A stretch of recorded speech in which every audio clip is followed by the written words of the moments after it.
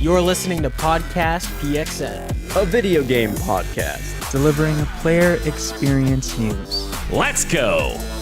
What is up, guys, and welcome to Podcast PXN, episode 282. I am one of your hosts, Daniel Prindle, aka Dan is DTM on Twitter, and I am joined over Discord by the Nintendo aficionado and hardcore casual himself, Roshan Warner, at Roro. Hello, hello. Hello. The host of Large Popcorn and video producer at The Gamer, Christian Macias, will rejoin us next week. He is not feeling well. And the reformed Tarkov Teletubby and my fellow Spartan, Gage Dempster at Gilbo Biggins. ready to rock and roll, Dan. Nice. I like that. That's a better line. I'm going to go back to the old one. Don't worry about it. Ready for duty, Spartan, or whatever he's... Thank you to everyone who is watching us live and participating in the chat. Just as a reminder, we are live each and every Wednesday at 8 p.m. Eastern Time on youtube.com/@podcastpxn and twitch.tv/podcastpxn as well. Thank you to Manmeat for our sponsor today. Just kidding. Nice. That's a deep cut for anyone. And the topic of the show this week, guys, is not really one. We're doing the news of the week as our topic of the show. We already have a lot of news to go over. We didn't get to any news last week, so we have news from last week and this week all smashed together into this week's episode. So without further ado, let's dive into that news of the week. So last week we had some showcases that happened, I guess a week ago now. IGN IDED Xbox event had some new announcements and reveals. So I will go through those real quick here. We can spend time on the ones that we are interested in here. Just yell at me and say, Dan, stop. Just like that. All right. We got another look at 33 Immortals, which is launching March 18th. Bring 32 other friends. You know what? This looks like it might be kind of fun. It does look fun. Yeah. Yeah. That's all. I mean, yeah, we should give it a try if it's on Game Pass. But I'm down. Yeah, cool. We got to find 30 other friends, though. Yes. We got to get cracking. We got to start working. Kirik's in the chat. Maybe Kirik will join us. We'll need 29 more friends then. There we go. See? One at a time. We're chipping away. Get there. All right. Then we got to look at Balatro, which is officially out now on Game Pass. There you go. Enjoy some amazing card game action. This is a hot take, but I played this 2 days ago on Xbox, and I was like, yep, I'm glad that Gage had me buy the phone version, because I do not enjoy it on console for whatever reason. Yeah. Oh. I tried it as well just to see how it would play. Same exact reason as you. I downloaded it just to see how it, and yeah, using the stick as the cursor is not very intuitive at all. No. I mean, it's as intuitive as it could be for a console, but it doesn't feel better than the mobile, is what I mean. Yes. Yeah, PC and mobile, I'd say, are the best places to play that. Absolutely. All right. Then we got a look at Blueprints, which is launching with Game Pass on April 10th. A unique experience. It combines exploration, puzzles, map making, and card game systems to create a game we've never truly seen before. Interesting. Oh, it pieces like the rooms together. Okay, that's interesting. Huh. All right. There you go. And then we got a game that looks like a game that we have played several times together, but slightly scarier. Buckshot Roulette is coming to Xbox and Game Pass. It is a haunting experience that makes gambling with your life a very literal concept and has already captivated and horrified PC players. It is now coming to Xbox. Like a scarier version of what's the game? Liar's Bar. Liar's Bar, yeah. Yeah, it seems to look like that. Yeah. Interesting. Keurig says, "Avowed is a gem. Loving it so much. You hold on to that, Keurig, for a game." Hey, don't skip ahead, Keurig. Yeah, don't skip ahead. You hang on to that. Descenders Next was shown off, launching April 9th. I think Christian and I were both intrigued by this with the snowboarding when we were watching it live. Maybe Gage will be on board as well with the little snowboard action. On snowboard, absolutely. Hell yeah. I never played the original Descenders, but I looked it up and it got like 70s review scores, so interesting. That one was just bikes, right? The first one? I think so, yeah. Yeah, this seems a bit more interesting. I mean, we're all kind of in our ski phase right now, so it'd be kind of cool to try something else out, yeah.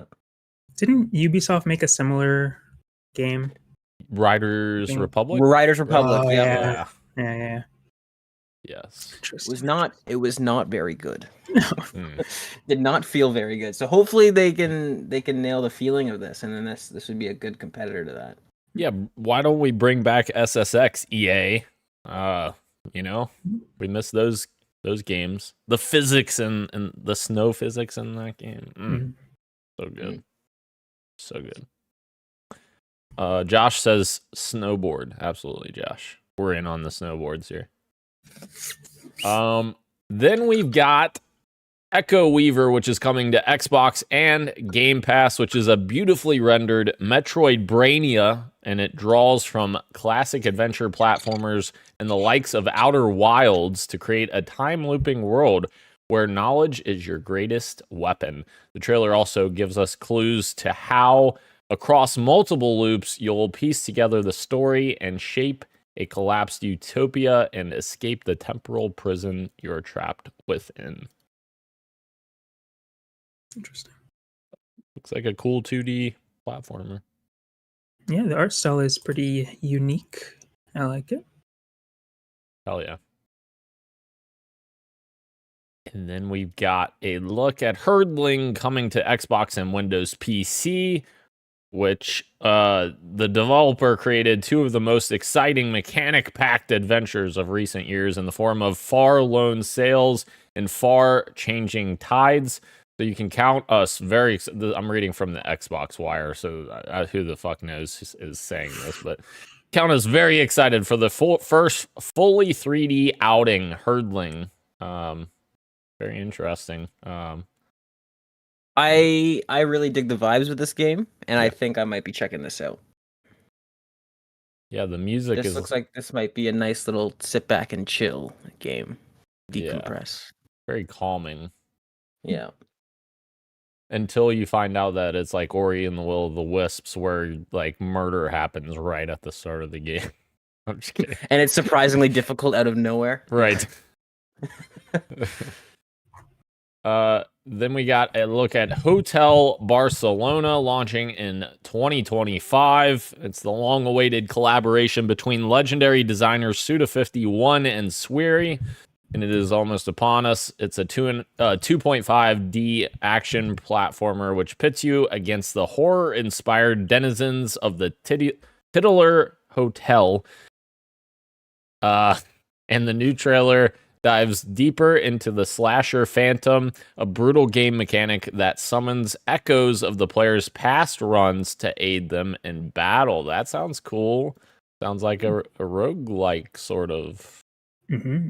It almost reminds me of what was it called? I think it's called Super Meat Boy, yes. Where it's like Super Time Force, right? That might be. I think it's Super Meat Boy is what I'm thinking of. Okay. Where it's like you'd be going left to right trying to complete the level, but every time you die, when you respawn, you'd see the ghost of yourself run as well. So if it took you enough tries on your last run, you'd hit go and you'd be running alongside like 48 of your ghosts trying to like get to the end of the mission. Yes. Yeah. That sounds exactly like also Super Time Force, which I loved that game. That was so much fun. Like, good game. From Capybara, I think. And then we got a look that Jump Ship is coming to Xbox Game Preview. It is developed by... Oh, okay. I was like, what? What? That's not possible. It's developed by Hazelight and Mohang alumni, which is a 1 to 4 player FPS, and it puts you in charge of a spaceship and asks you to take the on-foot combat sections and seamlessly transition between the two. On-foot combat, I think it's missing something. Oh, okay. Spaceships and on-foot combat sections. Yeah. So... I think some people were describing this as like Left 4 Dead meets Sea of Thieves. Sea of Thieves, yes. That's a good yes, example. and sign me up for both of those things. That sounds great.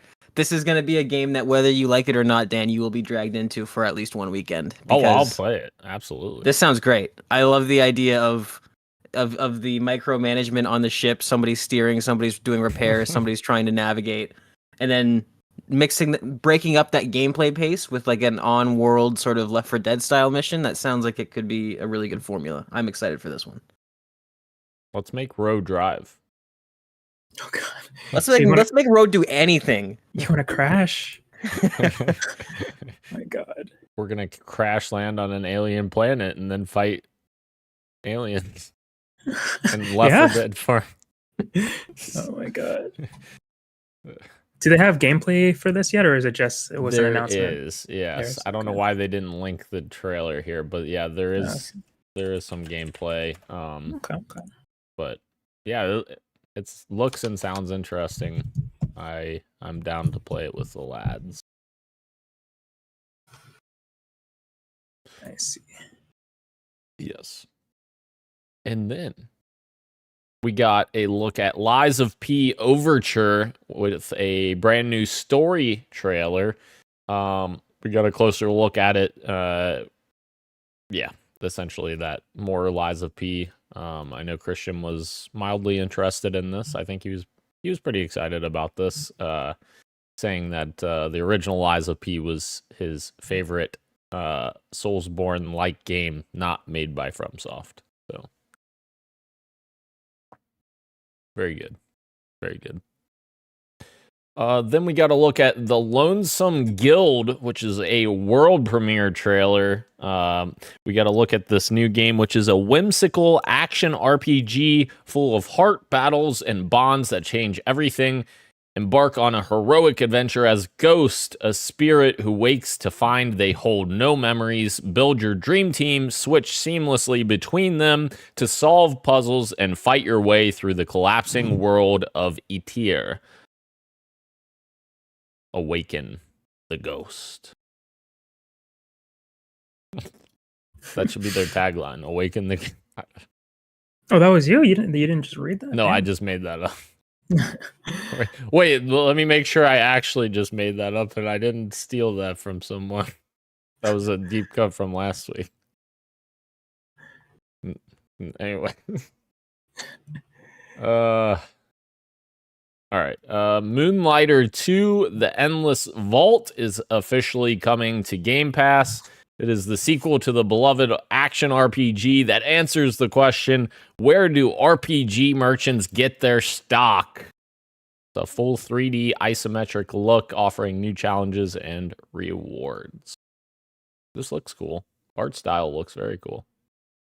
The first Moonlighter is one of my favorite games that I played on the Switch, I think. Very, very good game. Very interesting concept where you're doing these runs in a dungeon, and everything that you loot and you bring out of the dungeon, you then have to set up shop and try and sell it. And there's this fun little gameplay mechanic where like you have to price your items right, and you have to watch how your customers react to the items to know if you've overpriced them or underpriced them. So kind of similar to why I'm excited about the Jump Ship game is that it's very cool. It takes the roguelike formula and then adds this new mechanic to try and freshen up the pace a little bit. Highly recommend Moonlighter, and I'm very, very excited for the sequel. Oh yeah. And Gage is going to be so excited about this as well. Outbound is coming to Xbox in 2026. This is a gorgeous open world exploration game that sets you off with an empty camper van and sees you turn it into the home of your dreams, alone or together with your friends. This is going to be I'm calling this right now. This is going to be a game we buy and then refund immediately an hour later. But, what? you know, You're crazy. I'm kidding. You're crazy. Yeah, scavenge materials, craft and build in and on top of your vehicle with modular parts.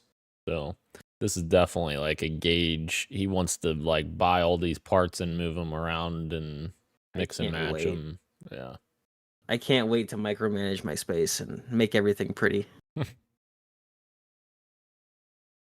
And then it is not Patapon, it's Ratatan coming to Xbox, a new game from the creators of the beloved Patapon.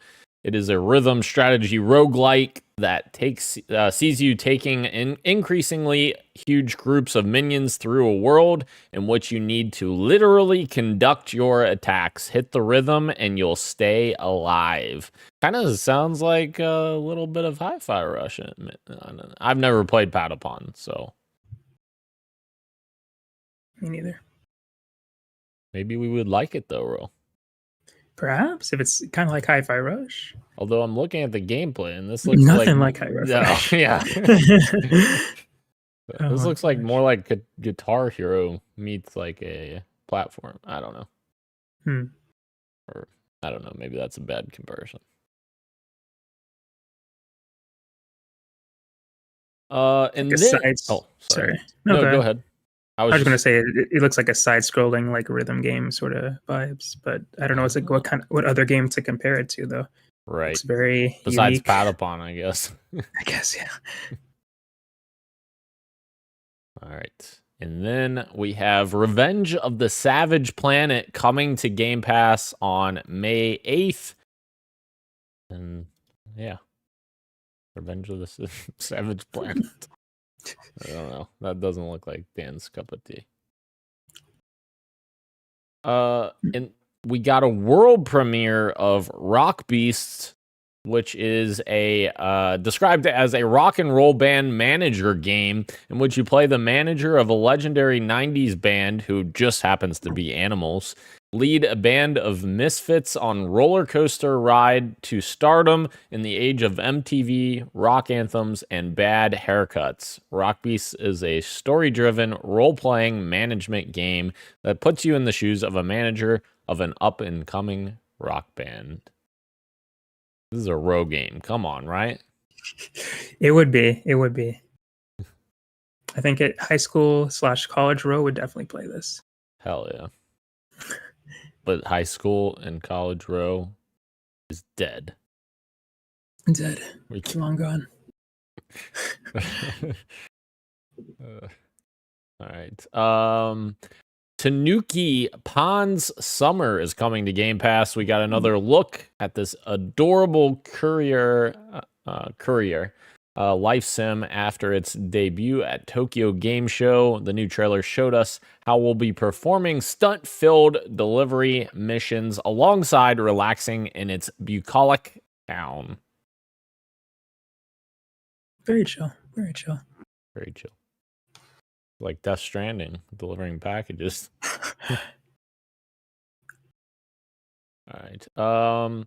Then we got Tempopo coming to Game Pass on April 17th, which is the newest title from the award-winning team behind Unpacking.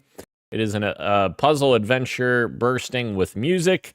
You play as Hannah, and you enter a fantasy world in which you need to conduct titular... What is up with everyone using titular as the word here?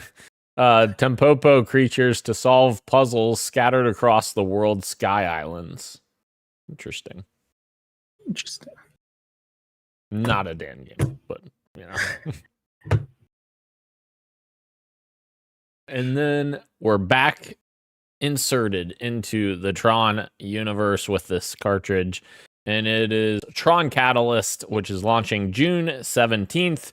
It is the development team at Bithell Games, and they gave us a look at the game's protagonist, Exo, who is fighting for her survival in the arena. An explosive event has gifted Exo the ability to perceive the glitch tearing apart her home, the arc grid, and given her the unique ability to loop time itself.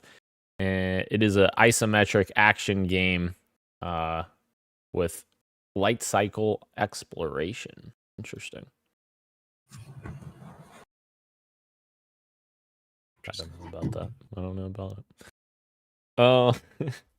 Me neither. I played one of Bithell games before a really long time ago. It was like it's like circular or something. I don't remember, but it was like a visual novel. It was pretty good. But besides that, I have no experience with Bithell games. I was gonna say they sounded familiar, but I don't know. Oh, Thomas Was Alone. They made Thomas Was Alone. Ah, yes. So I played that. Okay, interesting. Then, sorry. No, just trying to find the name. Subsurface Circular was the game that I played. Hell yeah. Interesting.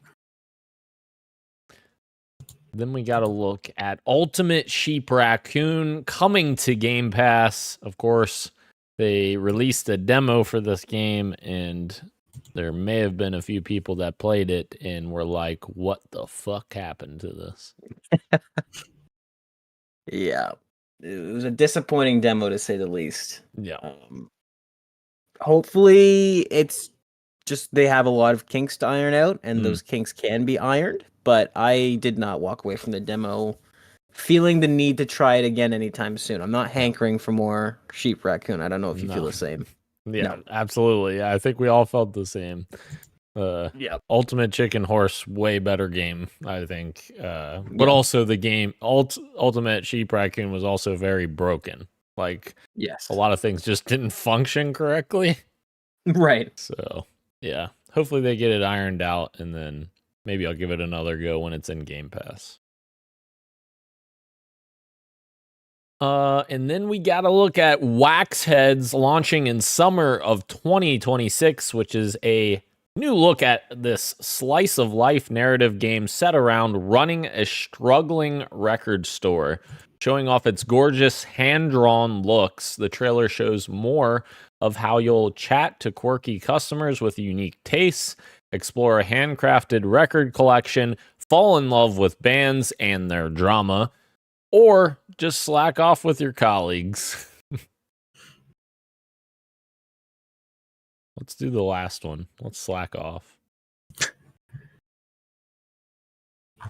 And then the last piece of the ID at Xbox event, Voodoo is coming to Xbox, and it is a cozy story-driven game showing off a beautiful art style and pieced together 3D puzzles. It shows how you'll build the story by literally building the world, pulling 3D objects from your menus to fill a scene, revealing more of the tale of main characters Foxy and Ben as you go. Time to get woody. Or woodoo. Wood. Get wood. Okay.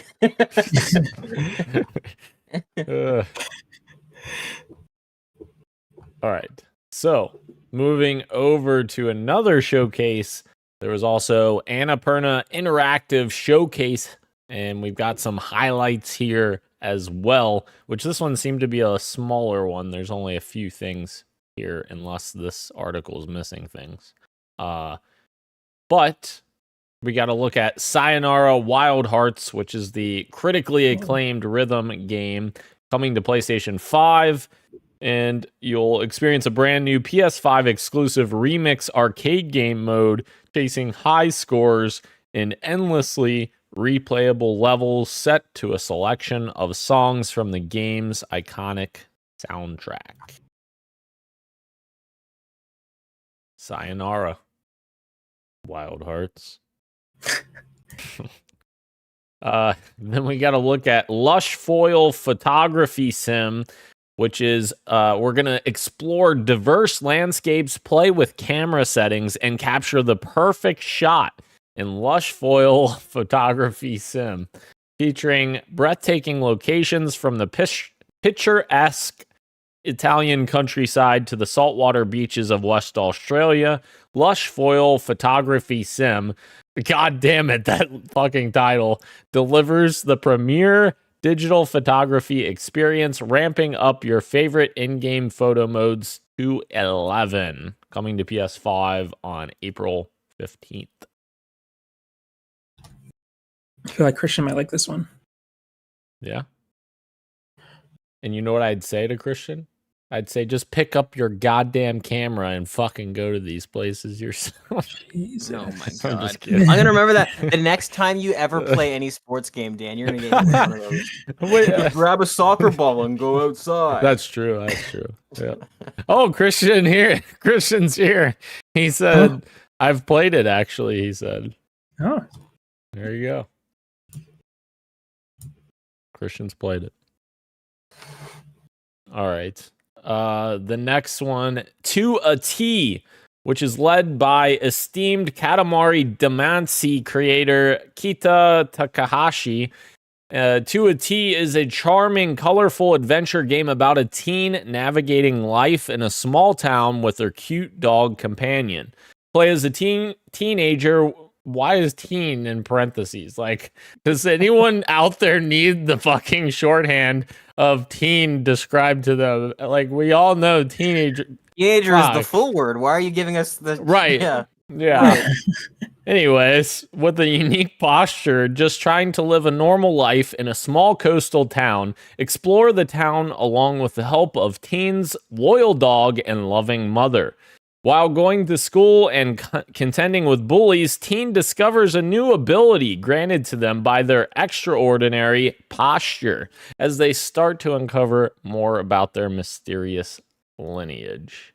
Oh, I think the character's name is also Teen. I think you're right. After I was reading it, my. Yeah, that makes sense now. Insane. That's like Hideo Kojima level. I was naming. just get out of my brain, bro. I was just thinking about that. If this was a Hideo Kojima game, Christian would be like, it really encapsulates the.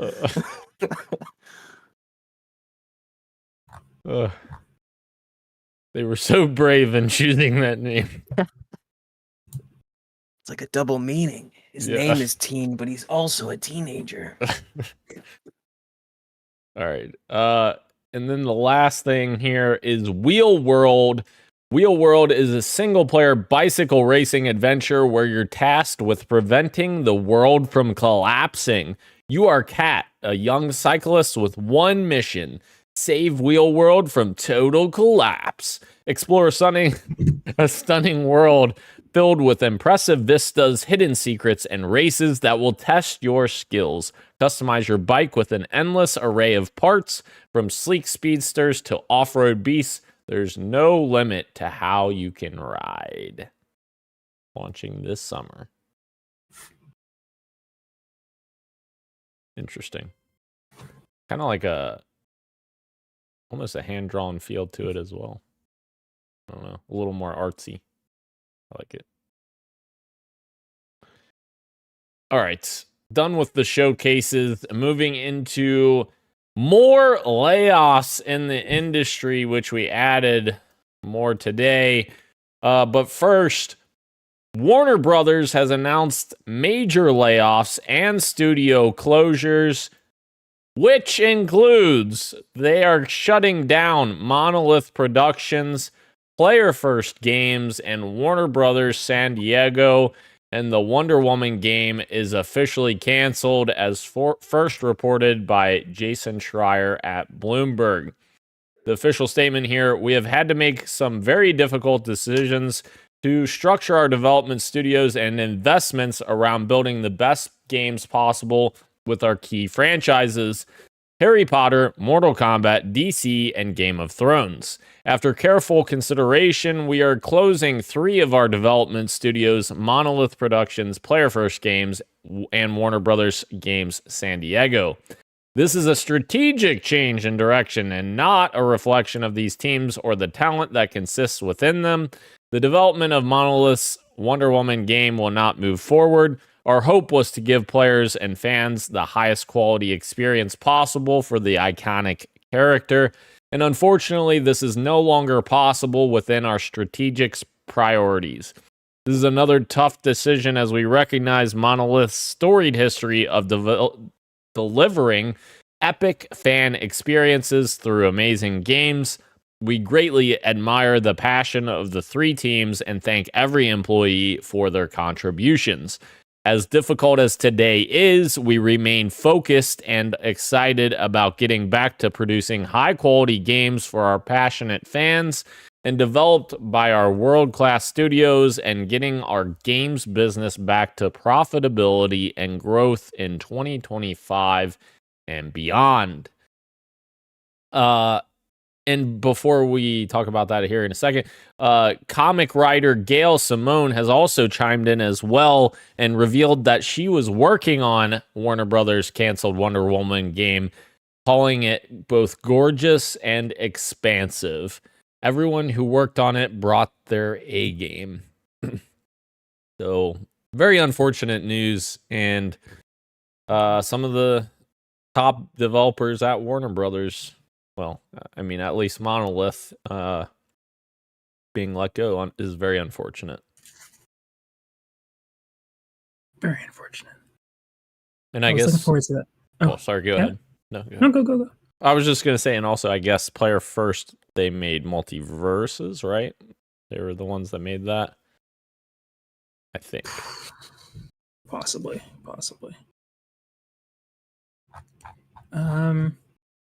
Yeah, just sad, disappointing. I was looking forward to the Wonder Woman game. I know every time that there was like predictions, Yeah, like Wonder Woman is going to be revealed sometime. But it's even sadder because the Nemesis system, they like patented and no one else can use it, and I think they're going to use it in this game. And now the game's not coming out, so it's so weird because I'm sure other people would like to use that. Yeah, I mean, and I think I feel like that's maybe part of the problem too, because like I think that there were reports where they were struggling on how to use that with the Wonder Woman game, and it's like, yeah, like why not at least like license that technology out or something? Because like there's definitely franchises that would be well suited to. I feel like, yeah, very interesting. And then we got more layoffs announced, with NetEase planning to cut many more of its non-Chinese development teams, which is very interesting. NetEase plans to cut more all-star game studios, divest itself of the majority of its overseas teams via Steven Totillo. Cutbacks have already impacted teams shuttering studios formed by industry veterans like Untold Worlds, Jar of Sparks, Humanoid Origin, and major layoffs at Liquid Swords. Suda51's Grasshopper manufacturer, Nagashi Studio, Quantic Dream, could be among a dozen studios facing potential closure if they can't secure new post-NetEase funding. Insane. So they buy up all these things and studios, and then now they're like, nah, if you're not Chinese studio, we're getting ready to see you. Insane. So you didn't have to buy us. Like Right. Oh, God. Not good. Maybe it's time to stop for American companies to stop doing business with Chinese companies. This tends to happen a lot, but yeah, but you're maybe I'm just forgetting, reading too much into it. Gage. You're forgetting, Gage. China and Russia are our closest allies. You know, That's true. That's our a good point. Our president thinks that we should be best friends with them. That's true. Morals don't matter. Just does the dollar sign go up? Yes or Right. no? Do that thing. My bad. Yeah. I forgot. Yeah, fuck people having their homes destroyed and civil unrest in Ukraine because a crazy dictator in Russia invaded them. Fuck that. Let's not talk about that. Let's talk about dollars, like you're saying. One nation under green. I mean, God. Sorry. Yeah, can I? You guys taking applications or? Please. You do so well up here, Dan. Please. The second part of this, though, is interesting as well because NetEase's CEO had debated on canceling Marvel Rivals before launch because he didn't want to pay Disney the licensing fees. The company is currently slashing jobs, and Japanese creators like Yakuza creator Toshihiro Nagoshi will receive no additional funding to complete or market their current projects. Ugh. So you almost canceled your most successful project ever. So insane.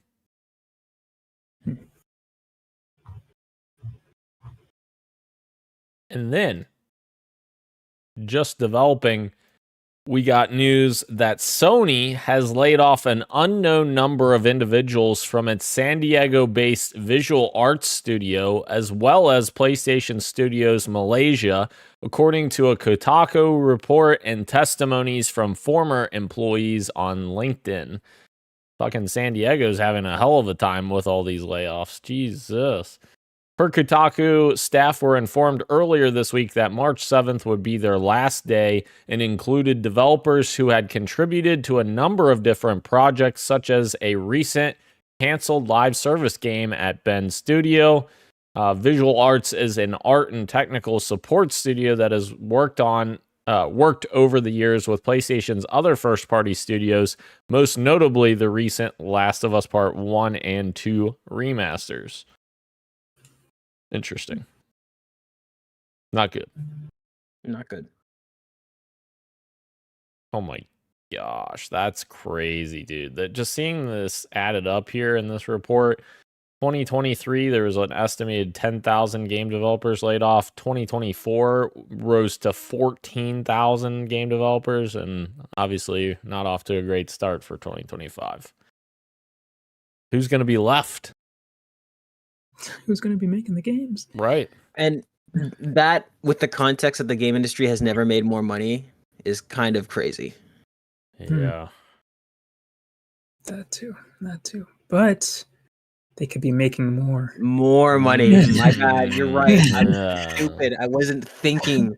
Yeah. So what if we cut the developers making these games? We could make so much more money. Well, who's going to make the game? AI. Yeah, Right. I'll make the games. We don't have to pay them. Yeah. We're all doomed. But mainly Americans. Moving into the quick bites here, guys.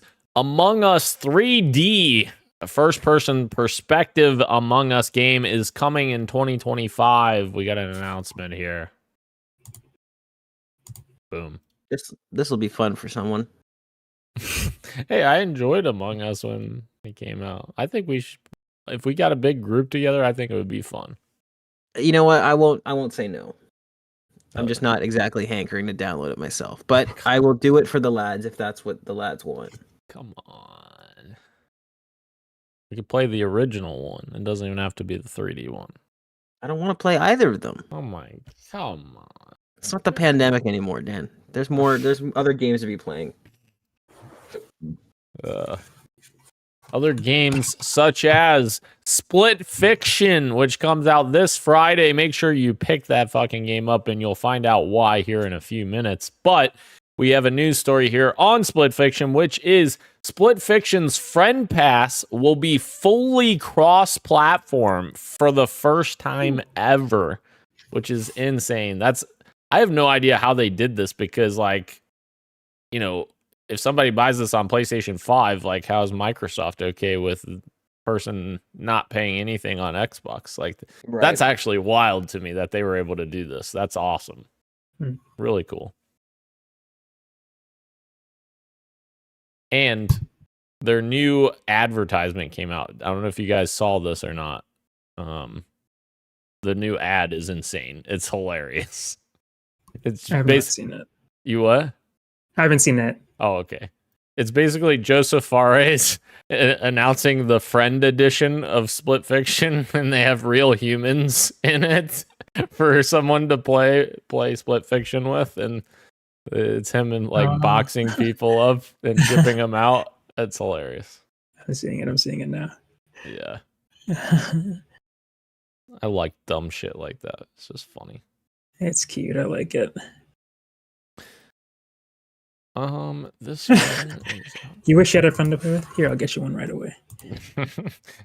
Nice. That's a service we all need sometimes. You know? Hell yeah. You got a friend in me. Oh, sorry, we're gonna get copyright struck.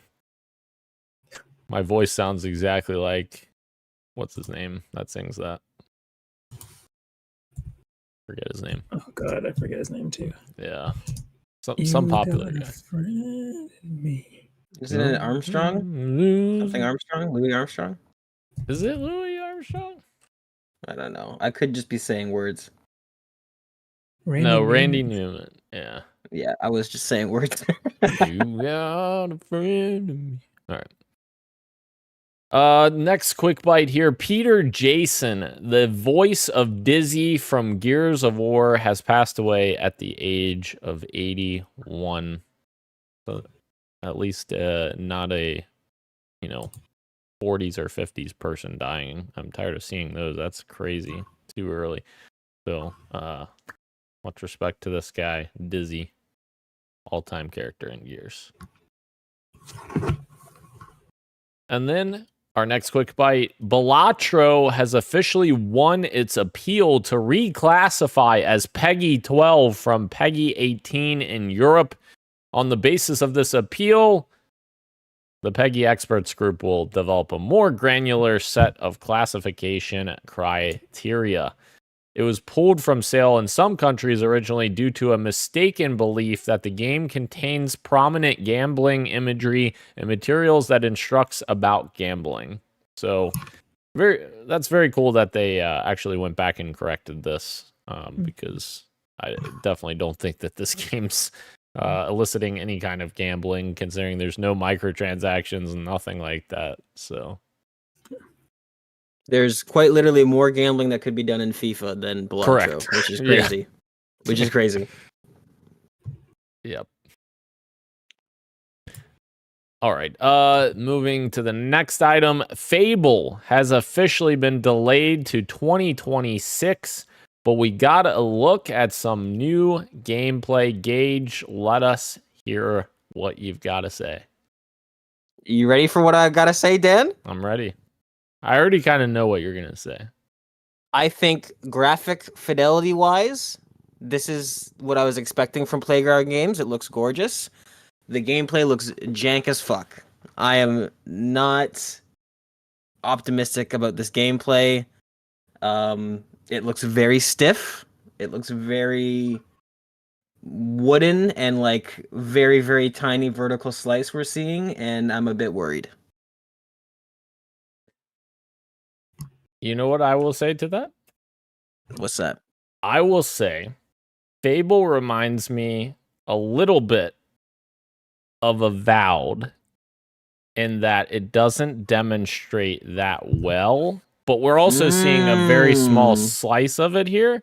And I feel like Playground has it a bit more like, I feel like this is like, how do I say this without like making it sound like Obsidian is like a lower tier, but like Obsidian's games are Obsidian. Like they feel like Obsidian games. I feel like Playground's Fable is going to be like a tier above that just by looking at this, but like it still kind of has like a similar type of like look to it where you're like, man, this might have some jank to it, like Avowed. Right.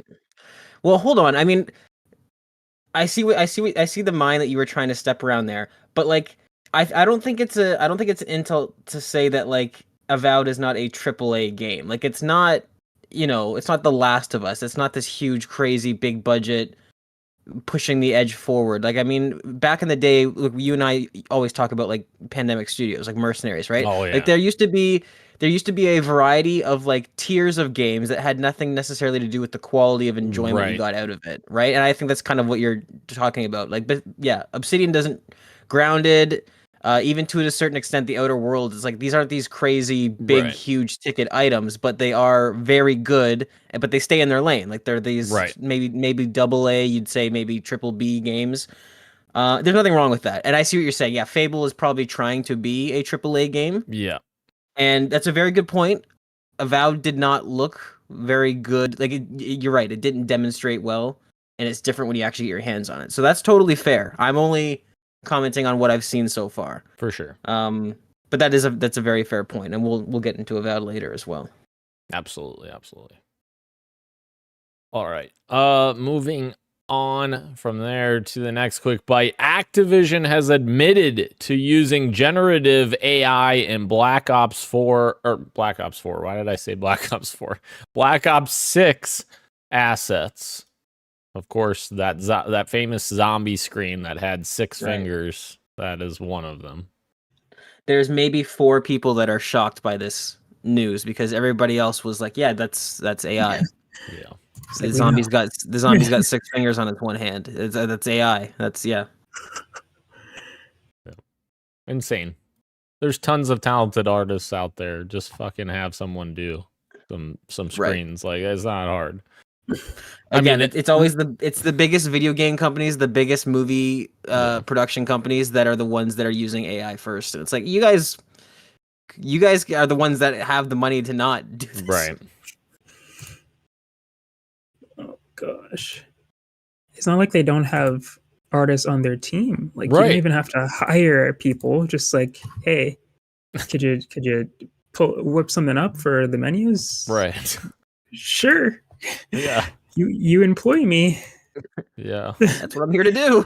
I'll do it. Just ask.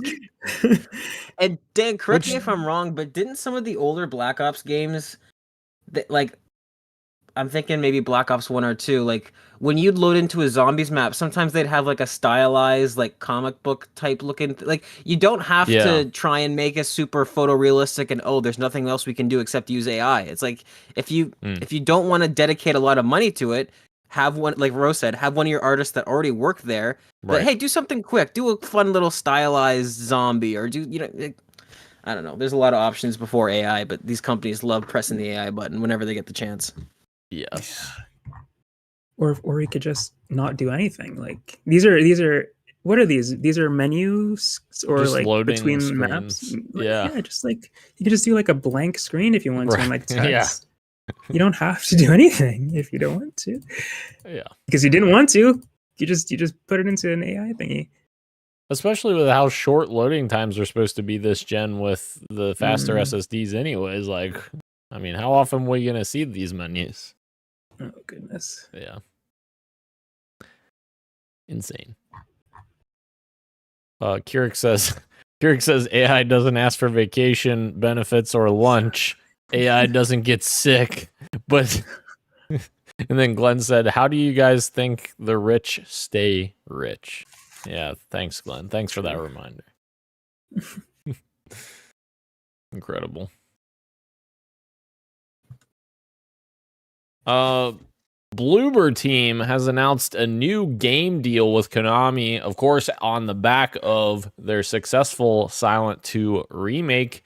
Maybe gonna go back to the Silent Hill board to do another classic Silent Hill game, or maybe a new Silent Hill game.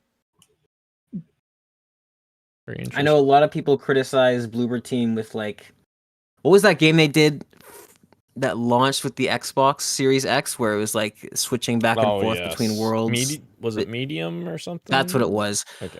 I know a lot of people have said that Bloober Team is like, the criticism of that studio for a while has been they're really good at gameplay and atmosphere. They're not very good at story. So that's why I had a feeling that their remake would be really good, because they don't have to worry about the story. It's already done. Yeah. And obviously Silent Hill 2 remake was probably their most well-received game in a while.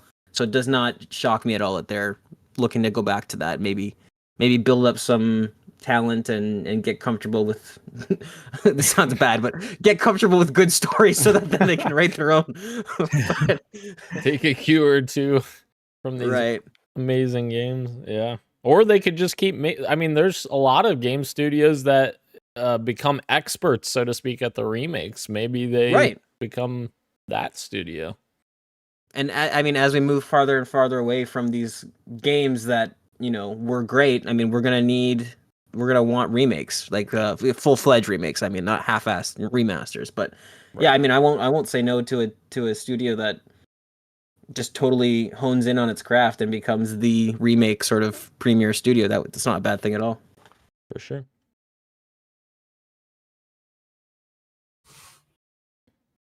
We have a brand new price point for PlayStation VR 2. Starting in March, PlayStation VR 2 is available at a new great price coming from PlayStation, and that price is on the other side of this link that I didn't click yet. The new price is $399.99 American, €449, and $399 whatever the other thing is. I don't know. $399 or 66,980 yen. So there you go. PSVR 2, a little bit more affordable. Still not quite probably what it needs to be for it to take off, but a lot better price than what it was before. And maybe some more PC players will pick it up now at that price, considering you can interface with PC now.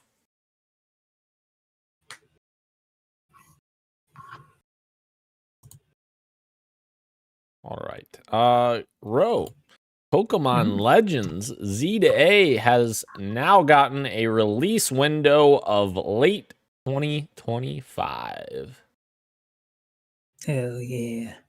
They did a little Pokemon Directs last week for Pokemon Day, and they showed off Pokemon Legends Z-A, which is like it takes place in the same region as X and Y did, but in a different time period, I believe.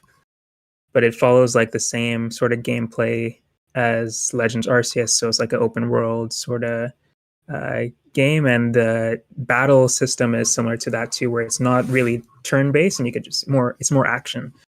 So yeah, it looks up my alley. I enjoyed Legends Arceus a lot, despite it being very buggy. Same with Scarlet and Violet. I love that game, but like it just didn't run super well.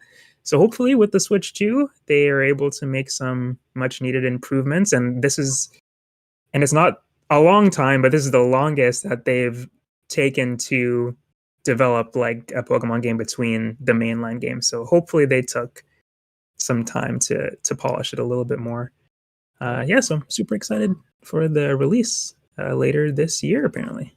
Hell yeah.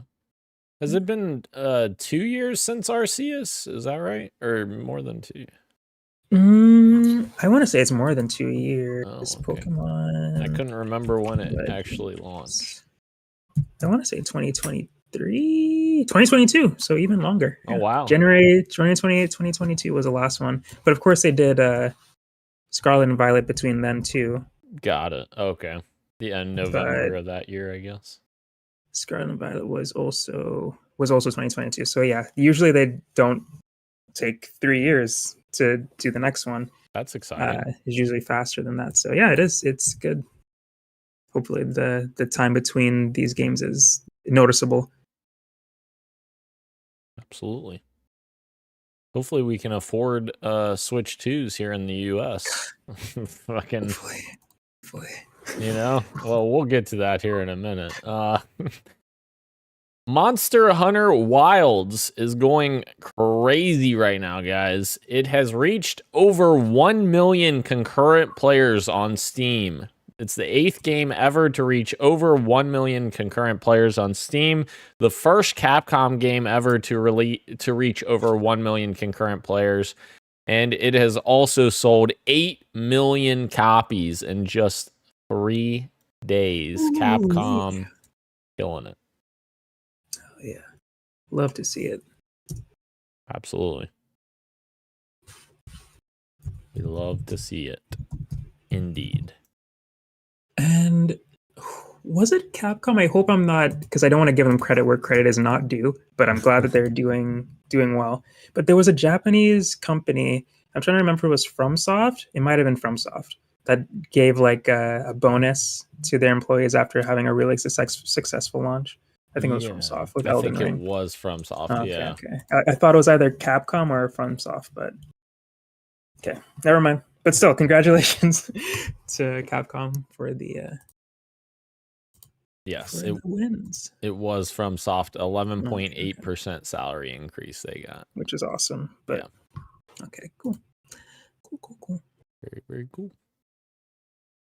All right. Rockstar has officially acquired Video Games Deluxe and renamed it Rockstar Australia. Of course, this is the developer of Grand Theft Auto, the trilogy, the definitive edition.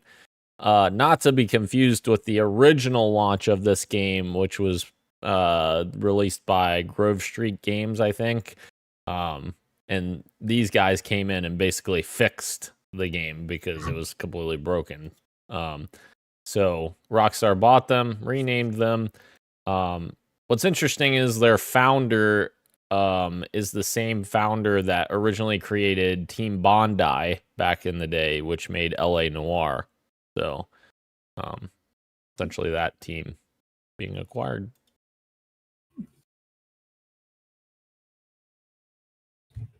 All right. The next one here, Fire Sprite's Twisted Metal game has gotten some information here. We got images that hint that the developer, Fire Sprite, was making a live service game that blended the series' signature vehicular combat with battle royale mechanics. All of this was under NDA, but it got out. They said that the project was a third-person vehicular action combat game based on a classic IP, of course, Twisted Metal, owned by PlayStation. It had third-person shooter mechanics wrapped with third-person vehicle combat with the objective of being the last one standing. So essentially like a battle royale mixed in there. I'm not quite sure. I saw some people like that, some Twisted Metal fans like saying like, well, this isn't Twisted Metal. Like, what? I don't know how excited those people would have been for this game, but it's unfortunately it's a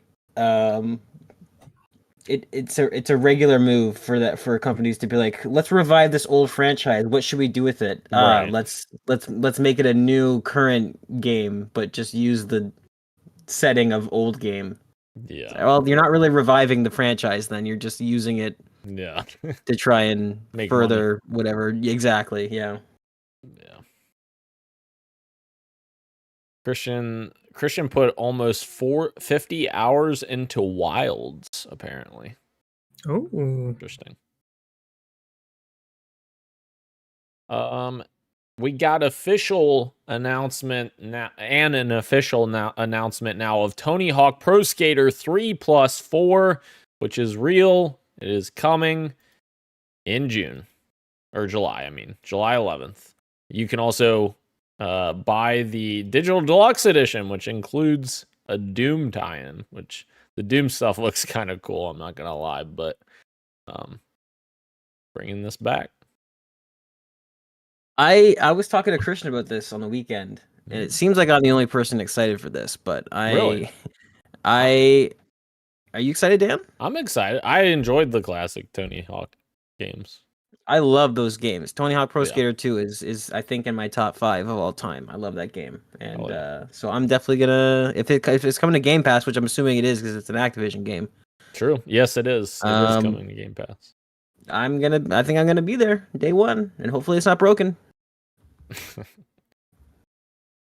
Very cool. Keurig said, I watch Wilds and it just doesn't do it for me. Not for me. Game looks good and I'm sure it's fun. Interesting. That's fair. Interesting. Christian says, tell him what we did when we talked about this. on what you made us do. We'll get to that when we get to what you got for me. Don't you worry. Well, interesting. All right, the next quick bite here. PlayStation has announced a new beta program that lets players test out upcoming PS5 and PC games and more. Registration is free and it begins today. Go sign up if you want to be a part of this program. There you go. Very cool. And our last quick bite of the evening. Video games are about to get much more expensive in the United States, with the new set of tariffs in the United States on goods coming from China, Canada, and Mexico. I don't know why I said Mexico. Mexico. Analysts are warning gamers to expect an impact on the price and even availability of video games, consoles, and other tech items. Who could have thought that would happen? Thank you, Donald, for being an absolute moron. It's a beautiful word. I love the word tariffs. It's the most beautiful word. Yeah. There's no downsides, only up. I watched that presidential address yesterday for about 5 minutes, and I wanted to punch my fucking hand through the wall, and I turned it off. I watched the whole 2 hours. Oh, I'm sorry. You got to watch fucking 2 groups of babies whine at each other. I hate to say it, but one group was well, yes, MIA. yes, They were yes, not yes. doing anything. Right. There was a little commotion at the very beginning, and then after that, they just sat down and said nothing and did nothing. It was very disappointing, but Very sad. Right. Yeah. Yep. Thank you, America. Video games are already so expensive. I know. How much more expensive can they get? I'm gonna be sneaking up to Canada now to buy fucking video game stuff. That's what's gonna yeah, happen. save all your physical purchases for June, and then just come up and buy a bunch, and then go back down. Yeah. The Switch might be out by the Switch 2. That's true. Might That's be a good out by point. Maybe we can get our Switches together. Hell yeah. All right, let's do our fantasy draft check-in here. We've got some items to update, guys, since 2 weeks ago. Let's just see here. February 15th, that would have been before last week, so that we already covered. So we have just one update, which is Rose Devil acquired game Blueprints with a bid of $3. I don't even know what Blueprints is, but Christian, if he were here right now, he would be saying, "This game's bomb."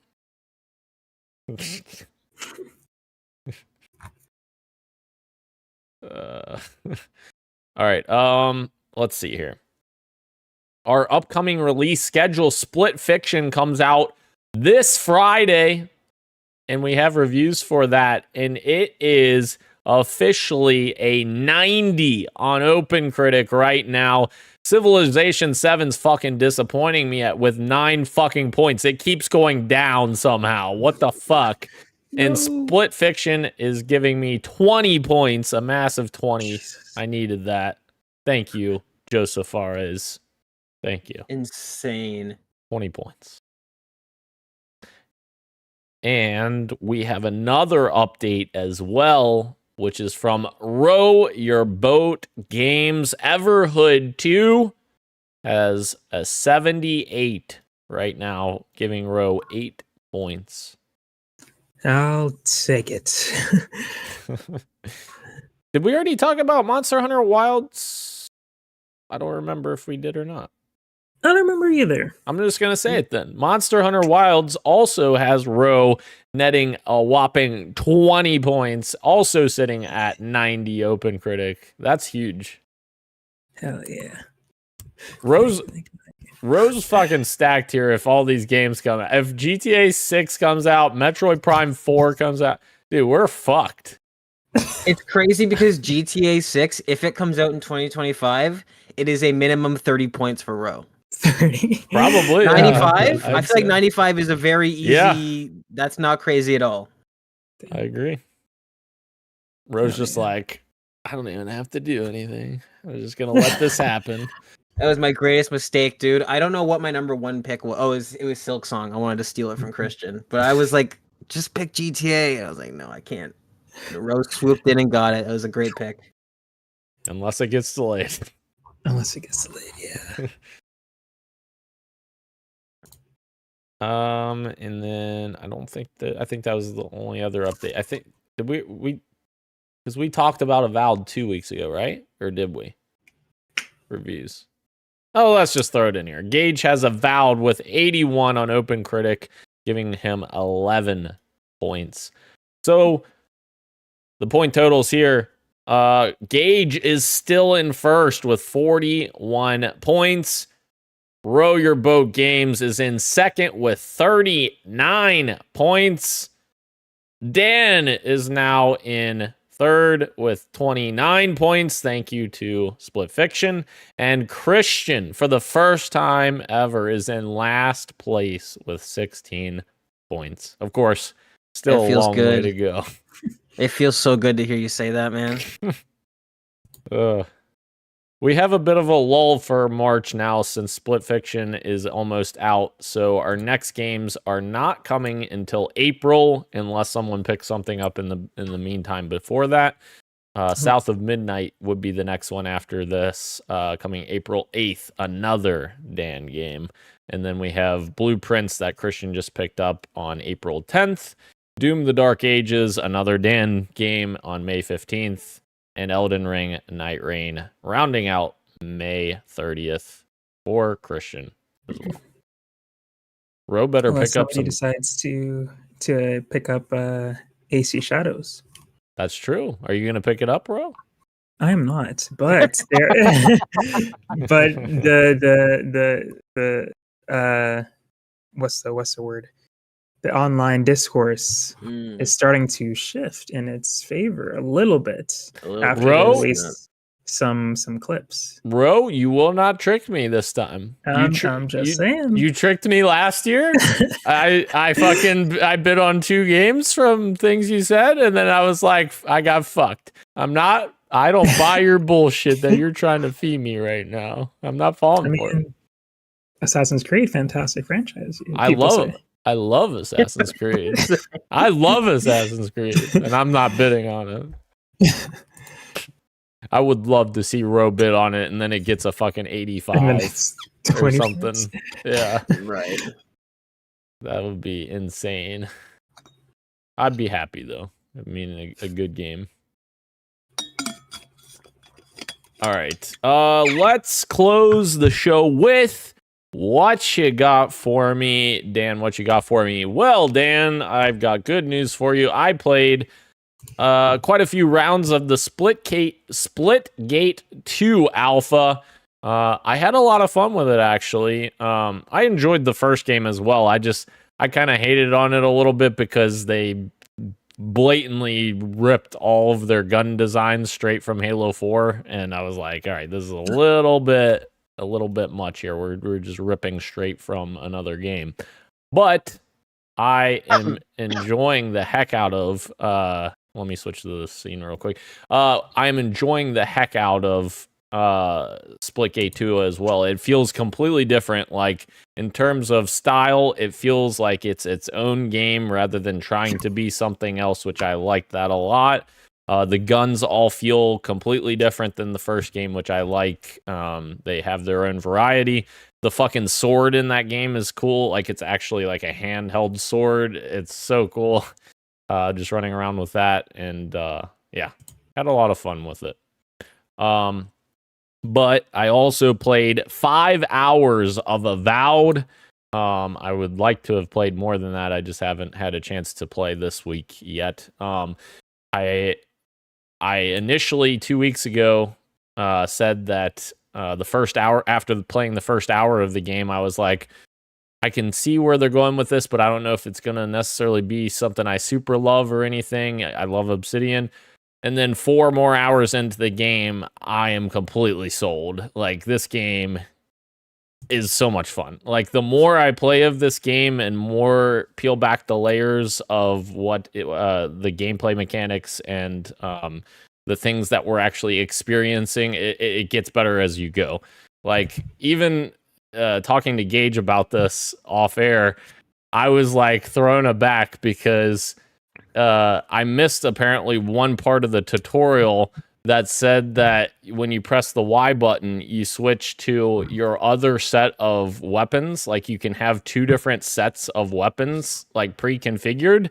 And I thought I had my one set configured, but I thought pressing Y just takes you to, like, empty hands. Like, you know, a lot of games, like, you just go to empty hands like that. Right. So I was dumbfounded when Cage told me, no, you could configure a completely different set of weapons in that slot.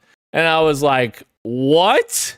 That fucking changes everything, because now I can have a ranged set and a fucking close-up set. That's so much cooler. That's awesome.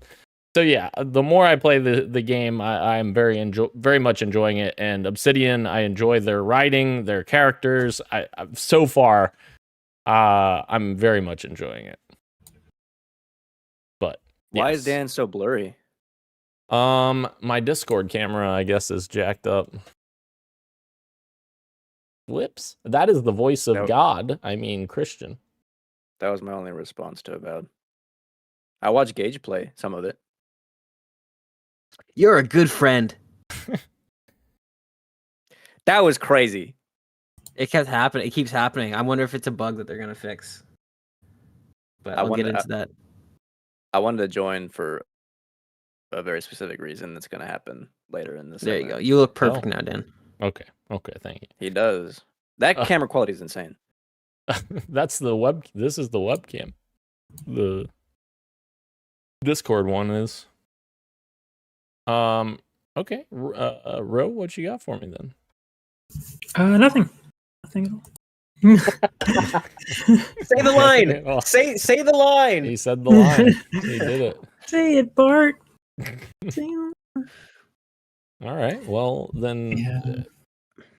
Ro, you're gonna have to catch up sooner or later. We're gonna have to. Don't worry. And this summer he's gonna talk about Jump Ship with us. Oh yeah. He's gonna crash us into an alien planet. There's a lot of games from that thing you guys talked about, Showcase, that look awesome for us to play. Mm. Yeah. We just have to pull Ro in. Pull me in. Okay, Christian, you're here. What you got for me then? Yeah, I got to preview about 8 hours of Expedition 33 for work, and that was awesome. I'm very excited for that game. I think it comes to Game Pass, which I think is very cool. They got a score like that. That's awesome. And then, like I mentioned in the comments, I put almost 50 hours somehow into Monster Hunter Wilds. That's crazy. I'm surprised because like the first 10 hours of that game, I was like, this is way too like complicated. They do a really bad job of onboarding you to a lot of like the stuff you can do in that game with all like the little items and stuff. But I played through the story with like Harley and my cousin Eric. A good chunk of it. I think the writing is bad. Like Gage will talk about how like silly the Avowed writing is bad. Like Capcom writing for this story is like actually like What? Like, this rivals how like silly some of this like writing is. It's all like the toxic positivity kind of like corny like writing. It's like Jesus, this is so cringe. It's bad. But dude, do you guys remember? You guys played Destiny? You guys have played Destiny, right? Yeah. When you beat the campaign, which is like 15 hours, you get to the post game content, and it's like, okay, well now the real game begins. All the stuff that they like put in the trailers and all the here's what the actual game is going to look like and how dynamic these hunts are. Like, oh, now I'm finally seeing it in action. On top of like weapons that give you like a lot of cool buffs, and they all like do different things. And I'm like, okay, this is like really interesting. And so I decided to like get really into like learning up builds through YouTube guide videos, and now I'm having some of the most fun with like character action, melee combat in a game in a long time. It fucking rips. Surprisingly, Monster Hunter Wilds has way more gas than I was giving it credit for the first couple of 15 hours. And then we did a video game thing this weekend, video game adjacent thing that I can't wait for Gage to talk about. So I'm gonna be quiet now.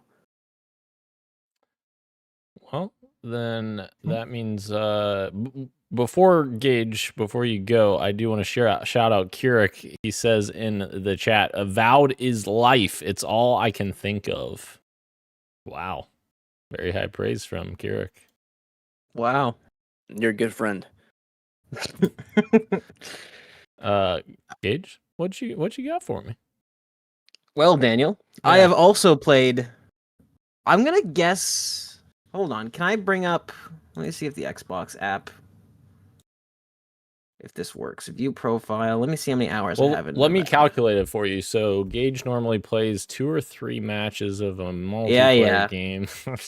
Yeah. Here we go. Okay, so I'm right there with you. I've got 4.5 hours played. Nice. Let me start off by saying that Avowed is, once I figured out what kind of game it was, I enjoyed it a lot more. So I had a similar thing with you where the first hour I wasn't really all that taken by it. I thought it was kind of lackluster. And then once I realized that it's not really a Skyrim competitor, it's not really a New Vegas competitor, it's kind of its own sort of light RPG, just mostly action adventure game. Then I did start enjoying the game a lot more. Some of the strong aspects, I think the combat is incredibly satisfying. It does not. It's funny because as I'm playing it, I realize that it does look exactly the same as how they showed it. But you're right, Dan. Like it's one thing to watch it and one thing to actually feel it and play it. So the combat is very kinetic. It's very fun. And the other thing I want to shout out that I think Obsidian knocked out of the park, is their environmental design, like the landscapes and the palettes and the color and the vibrancy. Very, very impressive stuff. The game is gorgeous. I disagree strongly with you, good sir, on the writing. I think this is one of the games that has a very, very bad case of the video game writing or video game dialogue. I've noticed that despite giving your first companion a very incredible voice actor, the same voice actor who does Garrus Vakarian in Mass Effect, you can't just give a good voice actor bad lines and make everything okay. I've noticed that as I'm running through the forest with him and we come across a group of enemies, we'll defeat the enemies and he'll say, "That's what you get when you come across a strong team." And then I've also noticed that with me, I have a bug that every time I die, without fail, as my screen fades to black, I hear Kai chirp up and say, "You're a good friend," every single time without fail. So my feelings on Avowed is very similar to Dragon's Dogma franchise, where I'm not here for the story. I'm not here for the characters. I'm here because the gameplay is extremely satisfying, and I'm also a little disappointed that, like I mentioned, that it's very RPG light. Like the amount of weapons variety is almost non-existent. Every weapon you find, it's like there's one type of weapon for each class, and they all look the same except for unique weapons, which are very few and far between. So that's another disappointing thing. I'm somebody who, when I play my RPGs, I like character customization. I like lots of armor options. I like lots of weapon options. This game does not have that. As we said, it's very RPG light. So that's a little disappointing, but that's my take on Avowed. Dan, do you have a rebuttal? No, I don't have any rebuttal, but some of the things you were talking about, I was thinking about other things. When you're doing spells with the book, I fucking love that. I love the fucking animations behind that. Like, I love your look on your face makes it seem like you.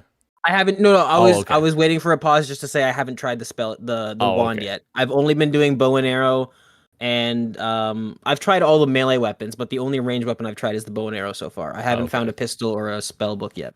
Okay. In terms of the writing, I also wonder if we've played different portions of the game as well, because I haven't been doing a lot of the main quest. I've been doing a lot of side stuff. So I don't know if maybe we're in different areas or something. I'm not quite sure. But I do agree with you with the Garrus voice actor. I fucking love that voice actor as well. I love Garrus, and I think that character is very lackluster. I agree with you on that. And also, there might be some slight bias naturally in my head because I think of that writing, and I think of it in the context of the Outer Worlds, where it's very much deliberate in that, because it's like that's what the Outer Worlds is. Like, it's Spacer's choice. Like, it's really like just that kind of goofiness to it. Like, and maybe that's me positioning Avowed as more goofy than it should be in my head. Maybe I will start to see that in the story where they're trying to do like a serious take on the main quest. Right. And then I'm going to be like taken aback, like, okay, this is kind of weird. Like, this doesn't make sense. But yeah, there's the side quests I've encountered are very interesting as well. Like, you'll just randomly encounter things like, and difficult. There was a spider cave I fucking went into.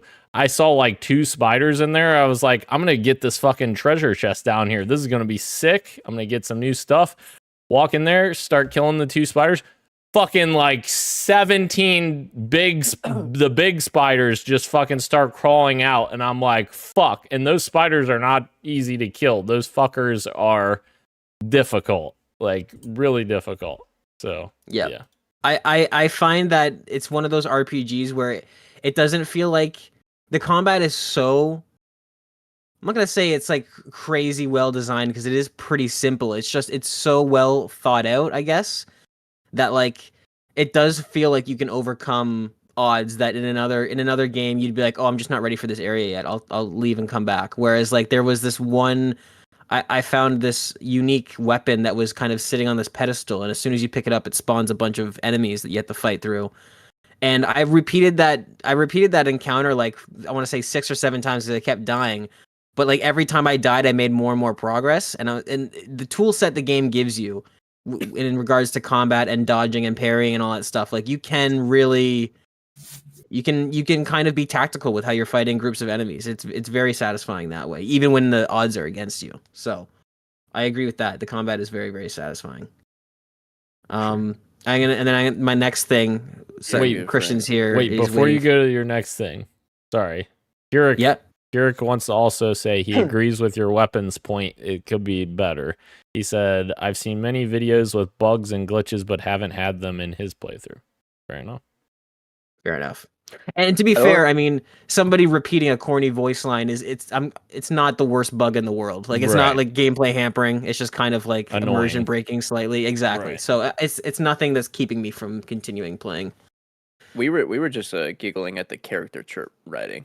I can't speak to the quality of like quest writing. I'm sure that's like actual, way different. Can I say 2 things as a person that just is like watching clips of this? Like major battles with like a sword and stuff, like those are the kinds where like they do cool stuff with like the action feeling kinetic. With like I don't know, is it like maybe camera shake or something? They do like little things where like it'll like stop for a second and then like boom, and then like you can feel kind of the impact of swords like that. Right. I was watching Gage play with a bow. That shit looked like it was tickling like fodder enemy. I was not seeing him do any sort of like major damage with it. But the crits though, the big icon that flashes when you get a crit, it's like a giant yellow circle.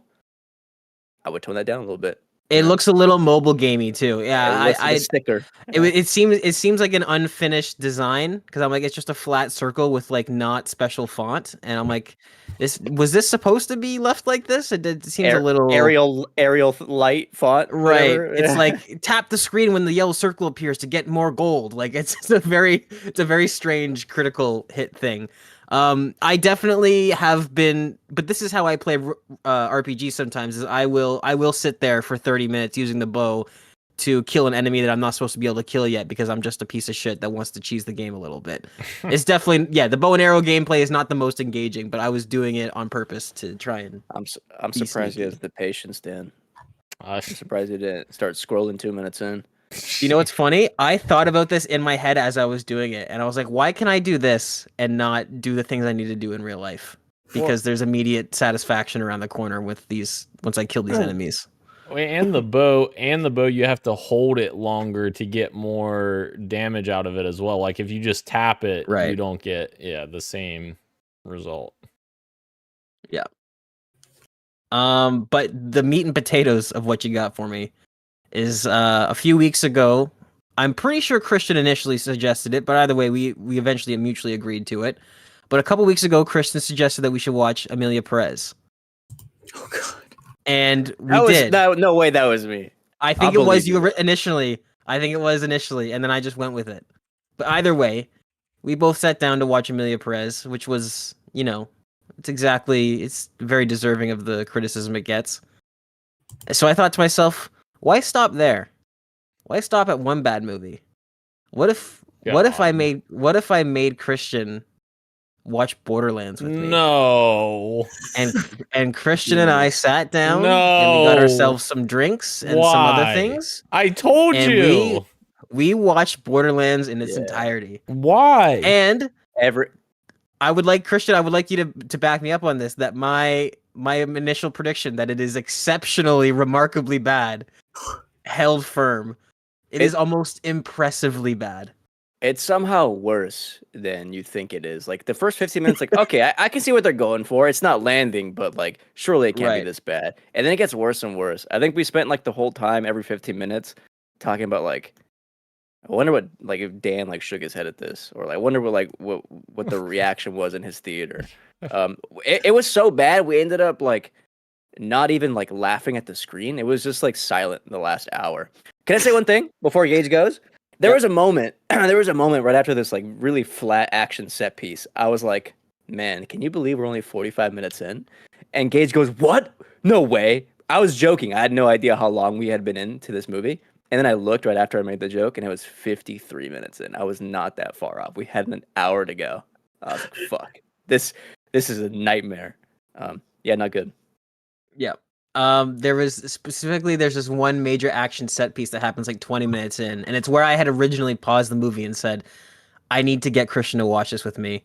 I think it's the tiny Tina when she's standing on top of the truck and she's throwing these bombs at what's her name? What's the actress's name? Cate Blanchett. Yeah.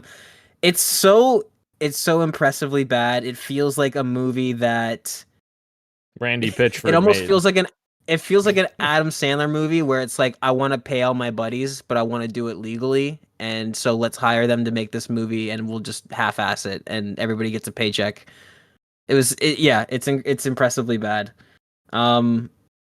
It's Madam Web better than this. That's crazy to me after seeing the trailers of Madam Web. I wonder. I said this to Christian too at some point. I wonder what the Craig Mazin version of this movie looked like. Obviously that was when it was rated R, and before it had all of its reshoots and rewrites. I don't know, man. I don't know. It's bad. It's not good. Dan was right. Kevin Hart horrifically miscast in this. Why would you hire Kevin Hart and have him play the straight man in this? Yeah. Everyone. I tried to mention to Christian at some point, because he's not really played the games.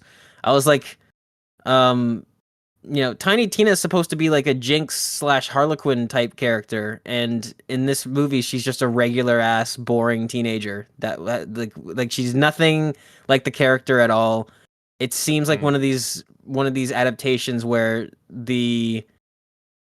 Eli Roth like watched 10 minutes of Borderlands gameplay footage. And he's like, okay, I get it. Yeah, I get it. I'll do it. And it's none of the characters resemble their counterparts at all. Everyone's miscast. Everyone's 20 years older than they're supposed to be, no matter which character it is. I mean, it's crazy. To be fair to Eli Roth, fucking Randy Pitchford is fucking there. Like, what the fuck? What is Randy Pitchford doing if he's not consulting, saying, like, this isn't fucking Borderlands, because he doesn't know what Borderlands is himself. He's a fucking idiot. Anyways. He is. Don't ever put me in the position of defending Randy Pitchford. But oh God. But if he comes to set once every month and just checks in and like, oh, this is cool that you guys are filming this. No. He has like he was there the whole time. Every day, right? He was there the whole time. Yeah. He was live tweeting about it. Yeah. He was there the whole time. Then I got nothing to say, man. I don't know how you let this happen. Yep. There's one question though at the end of the Borderlands movie that me and Gage had. Jesus. Is this going to be better than the Minecraft movie? We'll have to wait and find out. Honestly, I think that I'm more hyped for the Minecraft movie than fucking Borderlands. We'll have to wait and find out. My question is, what the fuck did you guys expect when I said it was my fucking least favorite movie I've ever seen in my entire goddamn life, and nobody should ever fucking see this movie? Did you guys? What, you're not, Dan? I didn't recommend watching it because I thought you were lying. I recommended watching it because I thought you were telling the truth. Oh, that's true. And you were right. God, that's so bad. Oh, that climax of that movie, wild. I don't know what was going on. Why would they do that? Right. And they did the cliche play a recognizable pop song at the end, so that you think that you've had a fun time as the credits start rolling. The credits? Yeah. Oh, and then Roland's final line that he's iconic for saying. What did he say again? Let's fucking get out of here or something stupid that I'm like, Roland would never say that. What are we talking about? I forget what the exact line is now. Christian and I talked about this throughout the entire film, is that for some reason Kevin Hart decided to play the movie straight, and he's doing an actual serious character, and it's crazy that the one time Kevin Hart decides to do that and take it seriously, it's the Borderlands movie, because his character kept reacting to everything as if it was a serious situation. I'm like, this is. And the thing is, you already have the character who plays it straight, because Cate Blanchett is the one that's like, she's the one that doesn't want to be in the situation. So now you have two people trying to play it straight. It doesn't work. No, so the people that are funny aren't funny. Right. And it's funny because Cate Blanchett's character didn't want to be in the situation, but it was quite clear that Cate Blanchett also didn't want to be in the situation. Fat ass.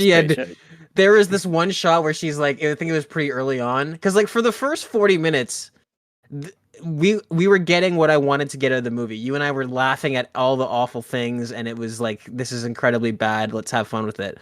And there is a moment around that mark where she's driving, and there's supposed to be some sort of ships chasing her, and she just kind of looks up and has no reaction and goes back to driving. And I was like, man, she does not want to be here at all. Yeah. The line was "time to go get drunk." I just looked it up.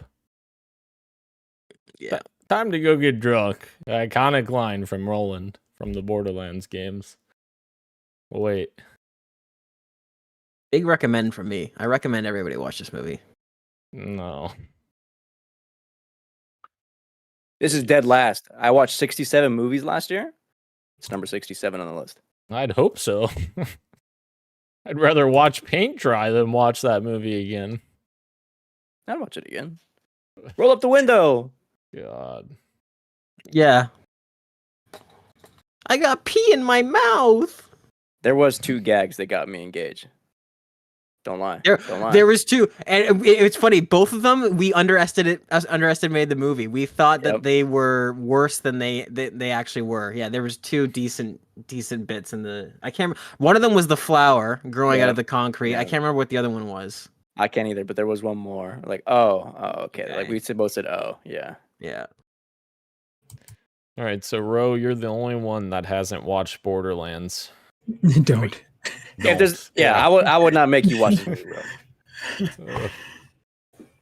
Miserable time. What about Amelia Perez? Has some good songs, doesn't it? Wow, that's a really hard answer. No, I almost songs. For a split second, my mind was like, I got more entertainment out of Borderlands than Amelia Perez. I don't know if that's true though. This is a really hard toss-up.